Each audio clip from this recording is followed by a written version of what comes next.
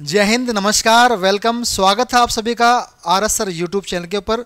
और मैं हूं एबी सर और आज हम चर्चा करने वाले हैं अभी हाल ही में हुए एनडीए एग्ज़ाम के बारे में। तो जिन लोगों ने एनडीए का एग्ज़ाम दिया हाल ही में उनको पता है इस बार पैटर्न जो था उसमें काफ़ी बदलाव था और उस बदले हुए पैटर्न के बावजूद हम लोगों ने जो मेहनत की है, आपने और हमने जो मिलकर मेहनत की, उसका नतीजा जो है आपको अच्छी प्रकार से मिलने वाला है। तो इसकी चर्चा करें उससे पहले हम देखते हैं हेडिंग। हमारी आज की हेडिंग क्या है? एनडीए फाउंडेशन में हम केवल बेसिक ही नहीं देते, पेपर भी छापते हैं। तो इस बात में कोई शक नहीं है कि एनडीए की प्रिपरेशन के दौरान जो बेसिक चीज़ें आपको सिखाई जाती हैं, फाउंडेशन में, खासकर फाउंडेशन में जो बेसिक चीज़ें सिखाते हैं हम लोग, वह आपके बहुत काम आती हैं। इसके अलावा वोकैब में जो है 6 बजे वाली क्लास सुबह की हमारी जो यूट्यूब चैनल पे आती है, उसका बहुत बड़ा महत्वपूर्ण योगदान रहता है। पेपर पैटर्न चेंज होने के बावजूद हमारी सुबह की 6 बजे वाली क्लास जो थी जिसमें वोकैब पढ़ाई गई थी, उसमें से बहुत सारे सवाल जो है वो छपे हैं इसमें, ठीक है। उसके अलावा जहाँ तक बेसिक ग्रामर की बात है तो फाउंडेशन में जो हमने तैयारी की थी उससे बाहर कुछ भी जो है वो आपके एग्ज़ाम में नहीं आया। इसी की हम चर्चा करने वाले हैं। चलिए देखते हैं किस प्रकार से हम कह सकते हैं। उससे पहले हम बात करते हैं, उसकी चर्चा करने से पहले हमारे नए आने वाले बैच के बारे में, प्रज्ञान बैच, जो कि जिसका अनाउंसमेंट जो है 13 सितंबर यानी 13 सितंबर को होने वाला है, जिसमें आप लोगों को सबको आना है ठीक जो है 11 बजे सुबह, ठीक है। तो प्रज्ञान बेंच जो है आपका फाउंडेशन के लिए, एनडीए के लिए और आपका सीडीएस के लिए, एफकेट के लिए एक बहुत ही कॉम्प्रिहेंसिव जो है आपका एक जो है बैच है। इसको आपको लेने का प्रयास करना है और लेना है हो सके तो चलिए अब देखते हैं किस प्रकार से बेसिक नॉलेज जो है उसके कारण से आपके सवाल जो है बहुत सारे सही हुए हैं, ठीक है। तो सबसे पहले हम सवाल नंबर देखते हैं। ग्रामर का सवाल आपका, सेंटेंस इंप्रूवमेंट का सवाल था, स्पॉटिंग द एरर का सवाल था, करेक्शन का। तो उसमें देखो आप, एक सवाल नंबर था आपका 11 नंबर सवाल, bread butter and dash and jam common breakfast items that are consumed by many households. अब जिन लोगों ने ये बेसिक कॉन्सेप्ट पढ़ा था सब्जेक्ट वर्ब एग्रीमेंट का और वर्ब का, उसको साफ साफ पता है कि सेंटेंस के बिना जो सेंटेंस जो है वो बिना वर्ब के बन नहीं सकता है। बिना वर्ब के सेंटेंस जो है हम फॉर्म नहीं कर सकते हैं, ये सबको पता है क्योंकि बेसिक नॉलेज जो है आप लोगों को है। आपको पता है कि वर्ब के बिना we can not have a sentence without a verb. Verb के बिना कोई भी वाक्य नहीं बन सकता है। तो यहाँ देखिए आप, इसमें आपने देखा कि ब्रेड बटर एंड जैम तो दे रखा है, लेकिन यहाँ पे कोई भी वर्ब जो है वो नहीं दे रखी है। तो इस बेसिक कॉन्सेप्ट को काम में लेकर आपने जो है इसको आसानी से सॉल्व कर दिया होगा, ऐसा मेरा मानना है, ठीक है। इसके बाद में देखिए आप, सब्जेक्ट वर्ब एग्रीमेंट में भी आपको बताया जाता है कि सब्जेक्ट जो है उससे वर्ब एग्री करनी चाहिए। अगर वर्ब होगी नहीं तो एग्री कहाँ से करेगी। तो यहाँ आपने जो है बेसिक कॉन्सेप्ट को काम में लेते हुए इस सवाल को बहुत अच्छी प्रकार सॉल्व किया होगा। आगे चलते हैं, आगे देखते हैं अगला सवाल कौन सा है। सवाल नंबर 12। सवाल नंबर 12 जो है, इसमें देखिए आपको एक कॉन्सेप्ट पढ़ाया गया था आपकी फाउंडेशन क्लास में कि जो भी आपके प्लूरल नाउन होते हैं जो कि क्वांटिटी और कोई अमाउंट को डिनोट करते हैं, उनको हम होल समझते हैं और उनके साथ में सिंगुलर वर्ब काम में आती है, ठीक है।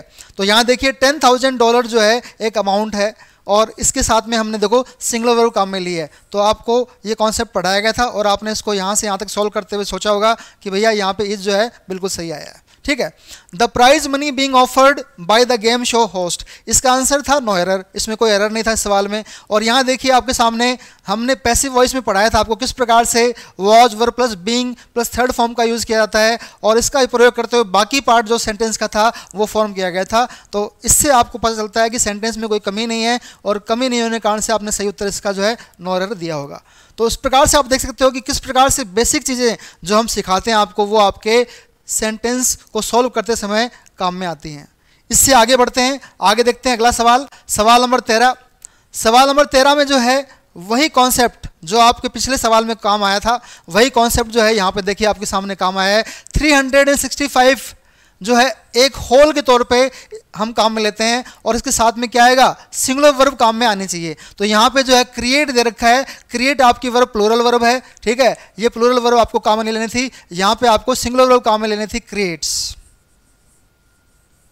ठीक है। तो इस प्रकार से आप देख सकते हो कि एक ही कॉन्सेप्ट जो है, एक ही कॉन्सेप्ट 2 सवालों में आपके काम में आ गया और आपने सवाल को फोड़ डाला, ठीक है। अब आगे चलते हैं, आगे देखते हैं सवाल नंबर 14। सवाल नंबर 14 यानी कि 14वां सवाल जो है आपके सामने है और इसमें देखते हैं कि क्या कौन सा कॉन्सेप्ट जो हमने काम में लिया जो हमने फाउंडेशन क्लास में पढ़ा था, ग्रामर क्लास में। The process of removing wool from the body of an animal is called sharing. अब बात यहाँ पे आती है नॉलेज की और वोकैब की। अब यहाँ आप देखोगे कि शेयरिंग जो है ये शब्द जो है गलत दिया गया है, ठीक है ना। हालांकि सेंटेंस को जब आप इसको पढ़ोगे तो आपने जो भी कॉन्सेप्ट पढ़े हैं उन कॉन्सेप्ट के हिसाब से पता चल जाएगा आपको कि सेंटेंस में कोई कमी नहीं है, इसमें कोई एरर नहीं है। लेकिन एक शब्द जो ऐसा है जो यहाँ पे दिया गया है जिसको आपको क्या करना था, करेक्ट करना था।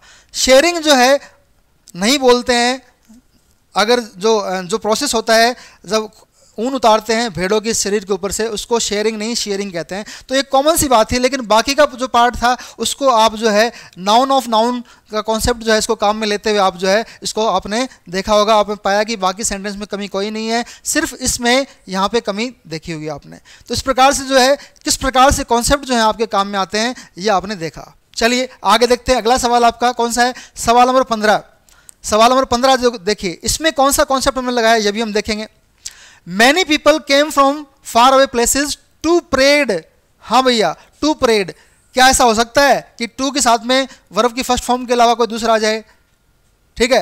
यानी टू इन्फिनेटिव जो है टू प्लस वर्ब की फर्स्ट फॉर्म होती है, आपको बताया गया था साफ साफ, ठीक है ना। कॉन्सेप्ट था आपका वर्ब का, वर्ब में भी नॉन फाइनाइट वर्ब्स, ठीक है, और नॉन फाइनाइट वर्ब्स में भी कौन सा टॉपिक था आपका, इन्फिनेटिव्स का। इन्फिनेटिव में आपने पढ़ा था टू इन्फिनेटिव एंड बेर इन्फिनेटिव। तो यहाँ पे जो एग्जाम्पल आपका जो आना है वो किसका आना था, टू इन्फिनेटिव का आना चाहिए था, टू प्रे, यहाँ पे ये आना चाहिए था। तो आपने जरूर जो है ये कॉन्सेप्ट जो आपने पढ़ा था इन्फिनेटिव्स का, और इन्फिनेटिव में भी टू इन्फिनेटिव और बेर इन्फिनेटिव का, ये कॉन्सेप्ट आपके जरूर जो है इस सवाल को सॉल्व करते समय काम में आया होगा, ऐसा मेरा मानना है और ऐसा हुआ भी होगा। चलिए आगे देखते हैं। अगला सवाल आपका जो है 16वां सवाल।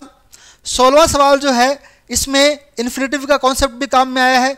आपने देखा इन्फिनेटिव जो है इसमें दे रखा है, ठीक है ना, और इसमें जो है एक जो है जेरेंड जो है और प्रेजेंट पार्टिसिपल का जो आपका जो है जो कॉन्सेप्ट था उसका आपने यूज में लिया होगा।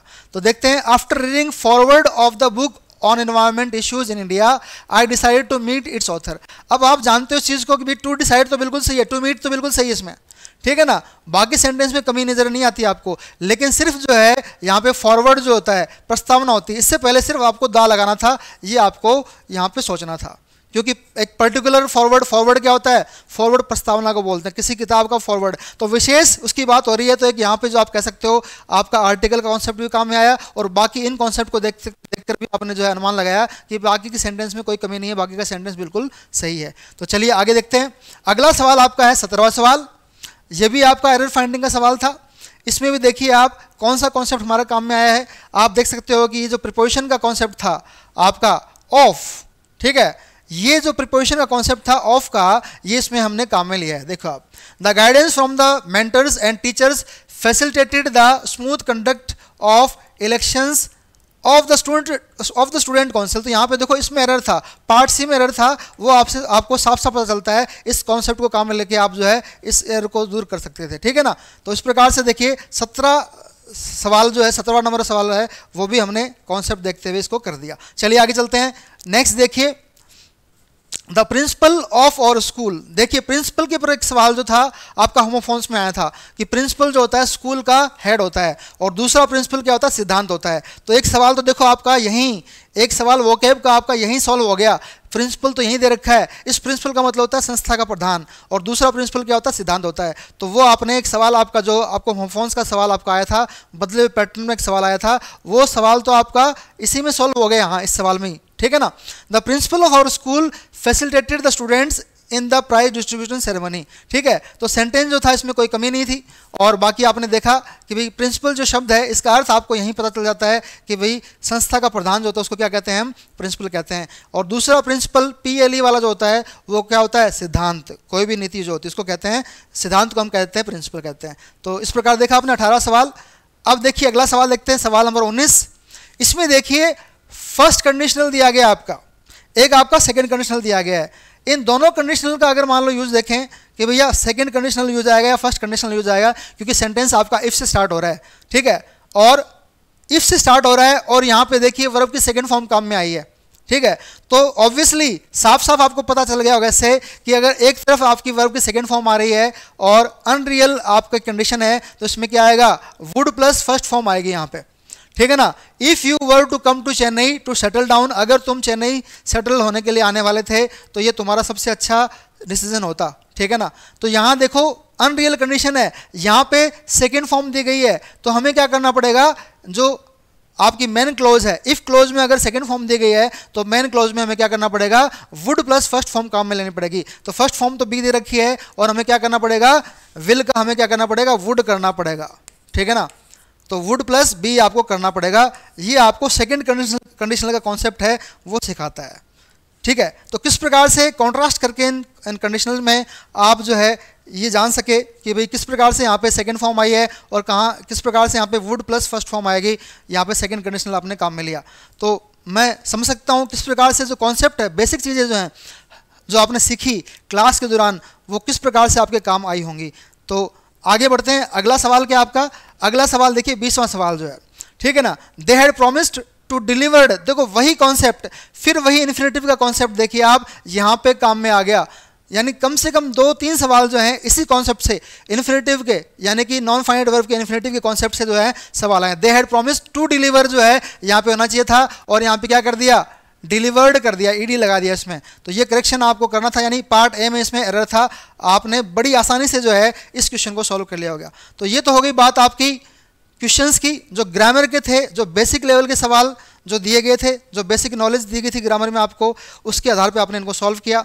और जहाँ तक वोकैब का सवाल है, वोकैब तो पूरी पूरी छपी पड़ी है, आप कह दोगे। जब आप देखोगे वीडियो जो एस के सर ने बनाया है, जो वीडियो इसी चैनल के ऊपर है, वो आप देखोगे तो आप पाओगे कि बहुत सारे सवाल ऐसे हैं जो सुबह 6 बजे वाली जो क्लास थी हमारी, जो वोकैब क्लास थी, उसमें से आए हैं। तो यानी कहने का मतलब है कि हमने जो कराया उससे बाहर बहुत कम चीज़ें आई हैं, बहुत सारा जो कंटेंट है वो हमारा द्वारा कराया हुआ और हमारे जो क्लासेस थी उनमें कराया हुआ कंटेंट ही आपको मिला है। तो ये तो होगी बात हमारे कंटेंट की, जो पेपर छपने की बात थी उसकी बात करें। अब आ जाते हैं दोबारा इसी के ऊपर, प्रज्ञान के ऊपर। प्रज्ञान बैच जो है आपका 13 सितंबर को इसका अनाउंसमेंट होना है और आपको बहुतायत में पहुंचना है, इसमें इसको अटेंड करना है इस क्लास को आपको, और जो है आपको इसके बारे में जानकारी मिलेगी। और इसके अलावा अगर कोई जानकारी आपकी है, कोई आपकी क्वेरी है, जानकारी प्राप्त करनी है अगर आपको कोई, तो आप ये हेल्पलाइन नंबर दिए गए, इन नंबर्स पे आप जो है क्या कर सकते हो, कॉल कर सकते हो, ठीक है। कोई भी क्वेरी अगर आपकी होती है, इन हेल्पलाइन नंबर पे आप जो है कॉल करके अपनी समस्या का समाधान कर सकते हैं। तो आज के लिए बस इतना ही, फिर मिलते हैं आपसे कभी क्लास में। Bye, thank you, take care.